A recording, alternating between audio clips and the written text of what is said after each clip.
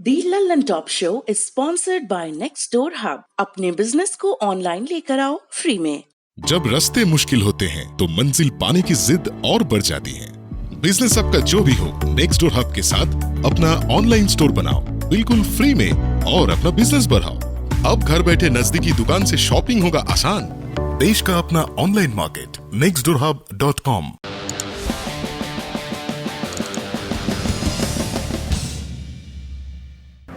नमस्कार, सौरभ द्विवेदी नाम है हमारा और आप देखना शुरू कर चुके हैं दी लल्लन टॉप शो। भारत का सबसे पुराना दोस्त नेपाल, सत्ता और संस्कृति दोनों के बीच घनिष्ठ संबंध, लेकिन पिछले कुछ दिनों से दोनों मुल्कों के बीच नक्शे को लेकर झगड़ा चल रहा है। नेपाल की संसद एक नया नक्शा पास करने जा रही है जिसमें उन इलाकों को भी नेपाल का हिस्सा बताया जाएगा जो बकौल नेपाल के प्रधानमंत्री भारत ने कब्जाए हैं। आखिर दो मित्र देशों के बीच इतनी कड़वाहट कैसे पैदा हो गई? भारत इस कड़वाहट को दूर करने के लिए क्या कर रहा है? सब तसल्ली से समझेंगे आज के लल्लन टॉप शो में, दिन की बड़ी खबर में। लेकिन सबसे पहले ये वीडियो देखते हैं।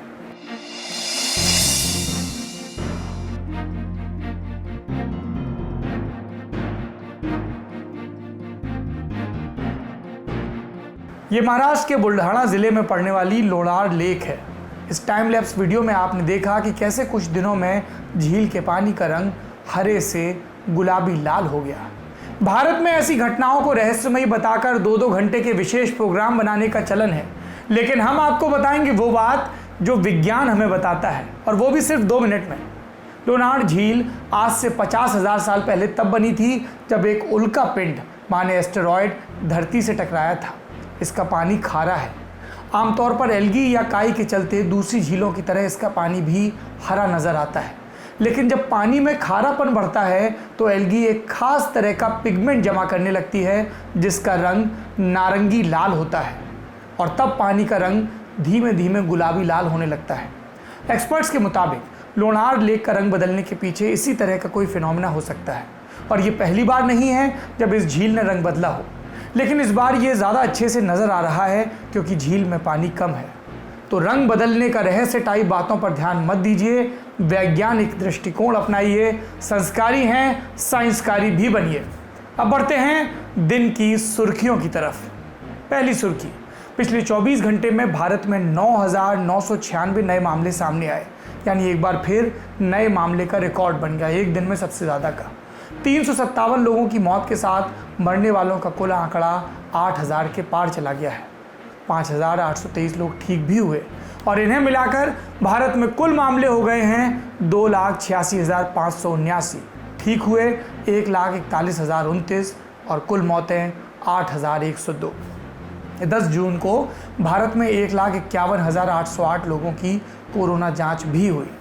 टेस्टिंग का कुल आंकड़ा अब 52,13,140 पर पहुंच गया है। एक अपडेट आईसीएमआर से भी जुड़ा है। आईसीएमआर मतलब Indian council of medical research. ICMR ने फिर कहा भारत में कम्युनिटी ट्रांसमिशन नहीं है। ये पूरी बहस अब नाम में क्या रखा है वाली होती जा रही है। संक्रमण किस स्टेज पर है इसकी घोषणा का हक सरकार के पास है, तो वो उसका प्रयोग कर रही है। कई कह रहे हैं गलत कर रही है। तकरीबन 10,000 मामले रोज सामने आ रहे हैं। अगर सरकार कहती है कि कम्युनिटी ट्रांसमिशन नहीं है तो रोज़ 10,000 लोगों की कॉन्टैक्ट ट्रेसिंग सरकार पक्का कर ले रही होगी। हम उम्मीद तो कर ही सकते हैं कि ऐसा ही हो, बाकी जैसा सरकार बताएं। इस बीच दिल्ली में मौतों को लेकर एक चौंकाने वाला दावा भी सामने आया है। उत्तरी दिल्ली नगर निगम की स्टैंडिंग कमेटी के अध्यक्ष जयप्रकाश ने एक प्रेस कॉन्फ्रेंस में ये दावा किया है कि दिल्ली में अब तक 2,098 लोगों की कोरोना संक्रमण से मौत हुई है, जबकि दिल्ली सरकार द्वारा जारी आंकड़ों में 984 लोगों के मारे जाने की बात है। बकौल जयप्रकाश, दिल्ली सरकार ने 16 मई को तीनों नगर निगमों को नोटिस जारी कर आंकड़े मांगे थे, क्योंकि सरकार और नगर निगमों के आंकड़े मेल नहीं खा रहे थे। इसके बाद 17 मई को तीनों नगर निगमों ने अपने आंकड़े सरकार को भेजे। इसमें भी दोगुने का फर्क था। इसके अलावा 200 मौतों के मामले संदिग्ध भी हैं।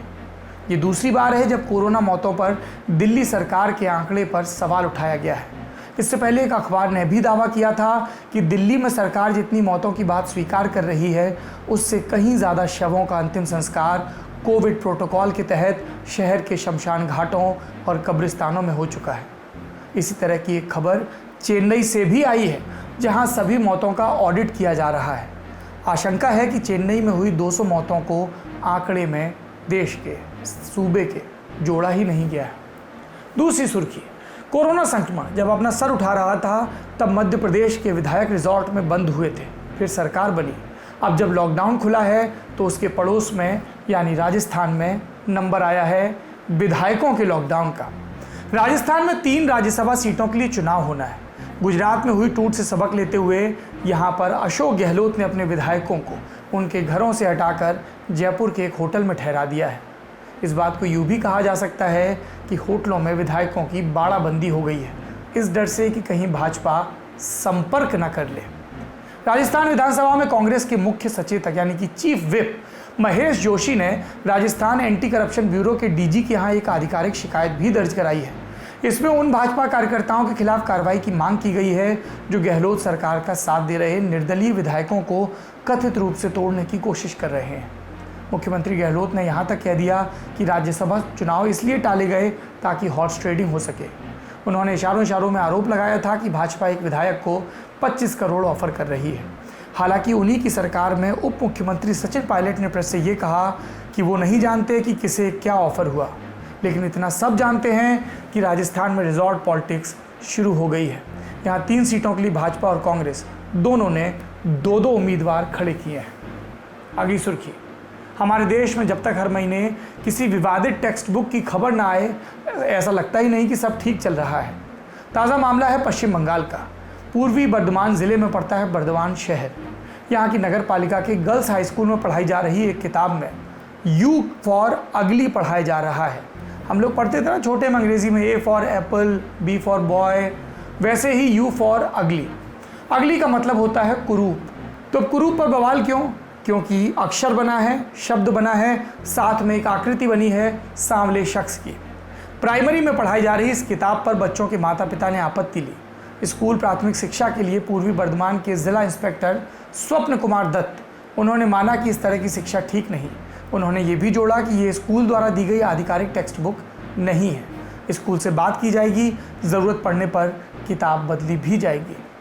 सांवलेपन को हमारे देश में कुरूपता से जोड़ना कोई नया चलन नहीं है। ये वही देश है जहाँ पर पूरी बेशर्मी के साथ अखबारों में इश्तिहार छपते हैं, गोरी सुंदर सुशील कन्या चाहिए। सुंदर समझ में आता है, सुशील समझ में आता है, लेकिन गोरे को सुंदर से जोड़ना समझ में नहीं आता। ये वही मुल्क है जहाँ पर गोरेपन की क्रीम भेजी जाती हैं, बेची जाती हैं। ये वही मुल्क है जहाँ पर इस तरह के उलाहने दिए जाते हैं, चाय न पियो काले हो जाओगे, ये तो इतना काला है या काली है, इससे कौन ब्याह करेगा। ऐसा लगता है कि जैसे ज़िंदगी की पूरी आहर्ता हमारी त्वचा के पिगमेंटेशन से, हमारी त्वचा के प्राकृतिक स्वाभाविक रंग से निर्धारित होगी। अगली सुर्खी की तरफ बढ़ते हैं। गुजरात को लेकर केंद्र के जल शक्ति मंत्रालय ने एक गंभीर टिप्पणी की है। इंडियन एक्सप्रेस अखबार के मुताबिक इस वित्त वर्ष की शुरुआत में गुजरात में 26,82,000 घर थे जिनके पास पेयजल का यानी नल का कनेक्शन नहीं था। इनमें से 10,62,000 घर अनुसूचित जाति अनुसूचित जनजाति यानी ST/ST परिवारों के थे। केंद्र की मोदी सरकार ने 2024 तक हर गांव के हर घर तक पीने का पानी नल से पहुंचाने की योजना बनाई है। इसका नाम है जल जीवन मिशन या JJM।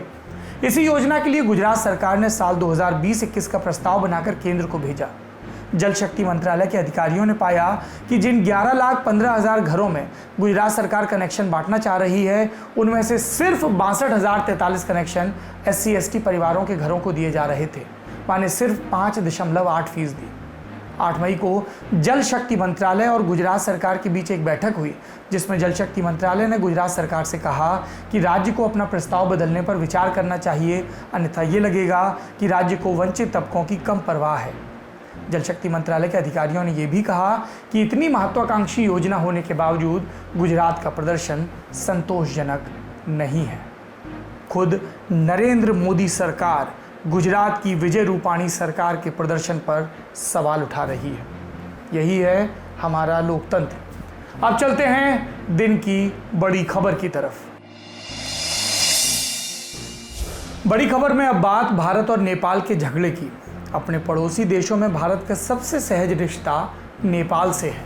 नेपाल और भारत में लोगों की आवाजाही पर भी कोई रोक नहीं है। नेपाल के लोग भारत में नौकरी कर सकते हैं, मतलब गाढ़ी वाली दोस्ती है। लेकिन हाल के सालों में दोनों देशों के बीच झगड़े का जिक्र बार बार आ रहा है।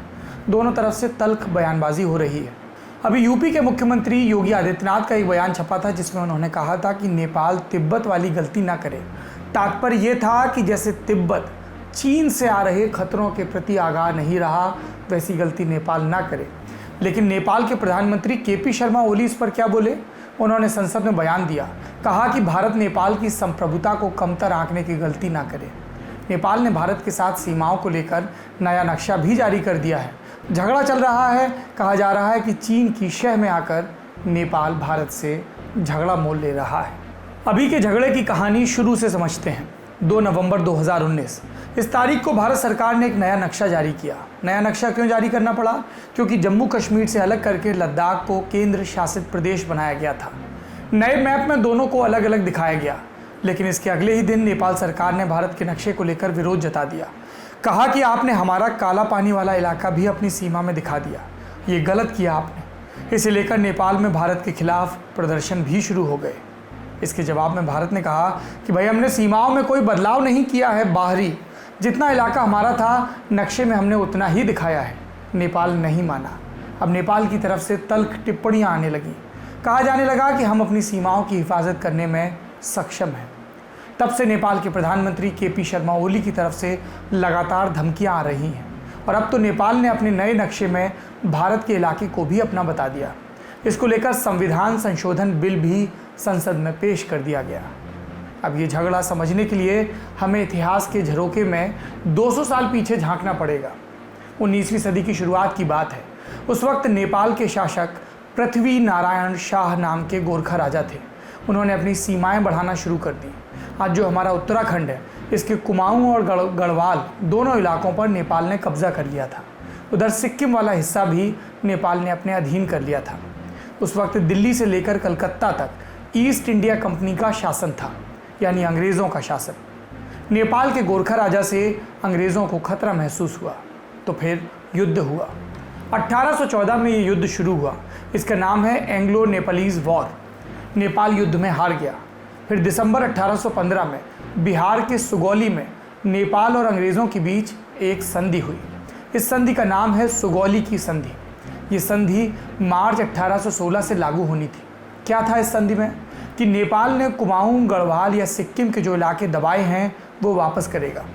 इसके अलावा नेपाल की नई सीमा भी तय हुई। पश्चिम में भारत और नेपाल की सीमा एक नदी को माना गया। इस नदी का नाम है महाकाली। इसे शारदा भी कहते हैं। नदी के पश्चिम का हिस्सा भारत का और पूर्व का नेपाल का। शारदा नदी को लकीर मानने के बाद फिर से झगड़ा क्यों शुरू हुआ, ये समझने के लिए हमें नक्शा देखना होगा। भारत और नेपाल की सीमा, उत्तराखंड का पिथौरागढ़ जिला, ये नेपाल से लगता है। पिथौरागढ़ के उत्तरी पूर्वी कोने को लेकर झगड़ा है, जहां भारत, चीन और नेपाल तीनों की सीमाएं आकर मिलती हैं। अब इस नक्शे में महाकाली नदी देखिए। नदी 2 जगह से निकल रही है। एक स्रोत है लिम्पिया धुरा, ये सबसे ऊंचा स्रोत है और पश्चिम की तरफ है। दूसरा स्रोत है काला पानी। ये दोनों धाराएं आकर पिथौरागढ़ जिले के धारचूला तहसील के एक गांव में मिलती हैं। इस गांव का नाम है गारबियांग और यहाँ से फिर महाकाली नदी बहती हुई आगे जाती है। जब अंग्रेज़ों ने नेपाल के साथ सुगौली की संधि की थी तो ये सीमा लिम्पिया धुरा से निकलने वाली धारा को माना गया था। लेकिन साल 1879 में ब्रिटिश इंडिया ने नक्शे में बदलाव किया और काला पानी वाली धारा को भारत नेपाल की सीमा माना गया। इसके ऊपर से लिपुलेख का पास है, यानी कि दर्रा है। ये नक्शा नेपाल को भी बता दिया गया और तब से भारत और नेपाल के बीच यही सीमा है। साल 1947 में जब देश आज़ाद हुआ तब भी यही सीमा थी। लेकिन नेपाल का कहना है कि लिम्पिया धुरा से लेकर पूर्व का जो भी इलाका है वो सारा नेपाल का होना चाहिए, यानी काला पानी और लिपुलेख वाला इलाका भी उसका है। भारत इस बात को नहीं मानता। भारत कहता है कि काला पानी से ही नदी शुरू होती है, इसलिए ही इसका नाम काला पानी है और भारत के नक्शे में अंग्रेज़ों के वक्त से ही सीमा यही दिखाई गई है। इन्हीं सीमाओं के हिसाब से भारत और नेपाल का नियंत्रण भी है। इस बारे में भारत में नेपाल के पूर्व राजदूत जयंत प्रसाद कहते हैं कि ये हिस्सा हमेशा से भारत का रहा है। 1950 के दशक तक लिपुलेख पास से मानसरोवर की यात्रा भी होती थी। लेकिन फिर चीन ने तिब्बत पर कब्जा कर लिया, मानसरोवर की यात्रा रुक गई और भारत ने 1959 में ही लिपुलेख में आर्मी तैनात कर दी। काला पानी में भी आईटीबीपी की तैनाती रहती है। नेपाल की तरफ से कहा जाता है कि राजा महेंद्र ने ये इलाका 1950 के दशक में भारत को दिया था, अब भारत को ये वापस करना चाहिए। अब ये भी समझ लेते हैं कि भारत के लिए ये इलाका इतना अहम क्यों है। लिपुलेख वाले इलाके से दर्रा गुजरता है, जिसे लिपुलेख पास या लिपुलेख दर्रा कहते हैं। ये तिब्बत और हमारे इलाके को जोड़ता है। पहले यहाँ से हिंदू और बौद्ध धर्म के लोगों की आवाजाही होती थी, कारोबार का भी रास्ता था। ये लिपुलेख पास रणनीति के लिहाज से भारत के लिए बहुत अहम है, क्योंकि ये वो रास्ता है जहाँ से चीनी सेना को दिल्ली तक पहुँचने में सबसे कम वक्त लगता है। जैसे 1962 के युद्ध में चीनी सेना ने भारत में दाखिल होने के लिए अरुणाचल प्रदेश के तवांग में से ला पास का इस्तेमाल किया था, और इस पास यानी दर्रे का इस्तेमाल कर वो ब्रह्मपुत्र नदी के मैदान तक आ गई थी। यहाँ से चीनी सेना को आने का रास्ता ना मिले, इसलिए लिपुलेख पास में कंट्रोल भारत का होना ज़रूरी है। एक वजह यह भी है कि कैलाश मानसरोवर के यात्री भी लिपुलेख पास का इस्तेमाल करते हैं। हाल ही में यहाँ सड़क का उद्घाटन भी हुआ था, तब भी नेपाल ने विरोध किया था। 2015 में भारत और चीन के बीच एक लिपुलेख समझौता भी हुआ था, उसके बारे में भी जानिए। ये समझौता मानसरोवर यात्रा को लेकर था, लेकिन इसमें नेपाल को भागीदार नहीं बनाया गया था, क्योंकि ये भारत और चीन के बीच का मामला था। इससे नेपाल को नाराज़गी हुई थी और इसके बाद नेपाल के प्रधानमंत्री उस वक्त के सुशील कोइराला, उन्होंने अपनी भारत की यात्रा भी रद्द की थी। लेकिन इस झगड़े में नेपाल की बात कितनी सही है? ये विवाद महाकाली नदी के ओरिजिन से शुरू हुआ। नेपाल का मानना है कि महाकाली नदी लिपुलेख से शुरू होती है। इसके लिए वो सर्वे ऑफ इंडिया के 1850 और 1856 के मैप को साक्ष्य मानते हैं। भारत 1879 के मैप को मानता है, जिसमें काला पानी भारत की भूमि दिखाई गई है। आप हिस्टोरिकली भी देखें तो ये रीजन भारत का ही हिस्सा था। भोटिया ट्राइब्स जो पिथौरागढ़ इलाके में रहती है, वो इस रूट को, लिपुलेख को इस्तेमाल करते रहे हैं ट्रेड के लिए, ट्रांजिट पर्पसेस के लिए। कैलाश मानसरोवर के जो यात्रीगण हैं वो भी इस रूट को सदियों से इस्तेमाल करते रहे हैं।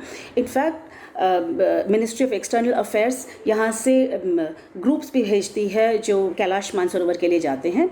इस साल उस कच्चे रास्ते को पक्का रोड में तब्दील किया गया और उसके बाद जो नेपाल का रिएक्शन था वो काफ़ी अग्रेसिव था। भारत और नेपाल के बीच काला पानी को लेकर झगड़ा पुराना है। दोनों देश इस बात को मानते हैं। 2000 और 2006 में भी नेपाल के प्रधानमंत्री के दौरों में इस झगड़े को सुलझाने पर बात हुई। जब भारत के प्रधानमंत्री नरेंद्र मोदी नेपाल गए थे, तब भी काला पानी के झगड़े को सुलझाने पर बात हुई थी। लेकिन अब नेपाल ने हद कर दी। क्यों हद कर दी? क्योंकि नेपाल ने अब संविधान संशोधन करके भारत के लिम्पिया धुरा तक को अपना इलाका दिखा दिया। और इसकी वजह सिर्फ सीमा वाला झगड़ा नहीं है। नेपाल में अभी नेपाली कम्युनिस्ट पार्टी की सरकार है। इस सरकार में नेपाल की करीबी भारत के बजाय चीन से ज़्यादा है। एक्सपर्ट्स का मानना है कि भारत के साथ सीमा विवाद भड़काकर नेपाल के प्रधानमंत्री केपी शर्मा ओली और उनकी पार्टी चीन के साथ अपनी नज़दीकी बढ़ा रहे हैं। कोई और ही एजेंडा है जो चल रहा है और राष्ट्रीयता के मुद्दे को हवा देकर नेपाल की जनता का ध्यान भी भटकाना चाह रहे हैं। इसके कई कारण हैं। पहला तो domestic politics within Nepal. Oli ji को अपनी ही पार्टी से चुनौती मिल रही थी। कहते हैं कि जब CPN UML और माओइस्ट का मर्जर हुआ था और एक नई पार्टी बनी थी, नेपाल कम्युनिस्ट पार्टी, तो एक जेंटलमैन्स प्रॉमिस हुआ था कि प्राइम मिनिस्टर की पोस्ट रोटेशन में होगी। प्राइम मिनिस्टर ओली जी प्रधानमंत्री के अलावा पार्टी के को चेयरमैन भी हैं और पार्टी में 1 man 1 पोस्ट की बात भी हो रही है।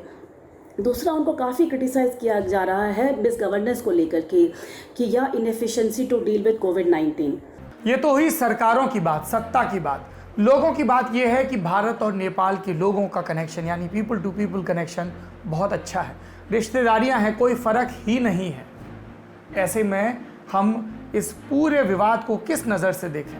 एक नज़र तो ये भी हो सकती है कि नेपाल के कुछ सांसद भी नए नक्शे का विरोध कर रहे हैं।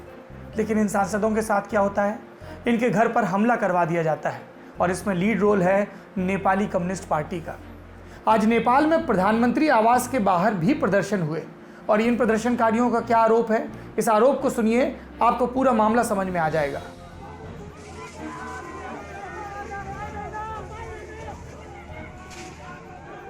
इन प्रदर्शनकारियों का कहना है कि नेपाल के प्रधानमंत्री कोरोना को रोकने में सक्षम नहीं है और सरकार की असफलता छिपाने के लिए भारत के साथ सीमा विवाद को तूल दे रहे हैं। असल में बात भी इन्हीं दो सिरों पर टिकी है, चीन से नज़दीकी और अपनी अक्षमताओं से जनता का ध्यान हटाना। ये सरकार का फेवरेट फॉर्मूला होता है। जब उसे अपनी कार्यशैली से लोगों की नज़र हटानी हो तो राष्ट्रीय सुरक्षा की, राष्ट्रीय संप्रभुता की बात करने लगे। इस वक्त नेपाल यही कर रहा है। भारत और नेपाल के बीच सीमा विवाद को बेवजह तूल दी जा रही है। नेपाल की ज़्यादातर सप्लाई भारत से होकर गुजरती है।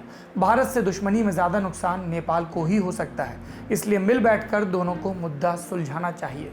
हमने पहले भी कहा था, फिर कह रहे हैं, दो भाइयों का झगड़ा है, आपस में ही सुलझेगा, किसी तीसरे को इजाज़त नहीं मिलनी चाहिए। आज के लल्लन टॉप शो में इतना ही। जाते जाते आपको सुनाते हैं कवि धूमिल की ये कविता।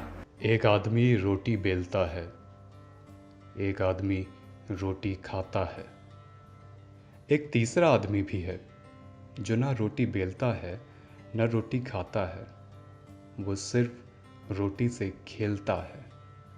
मैं पूछता हूँ, ये तीसरा आदमी कौन है? मेरे देश की संसद मौन है।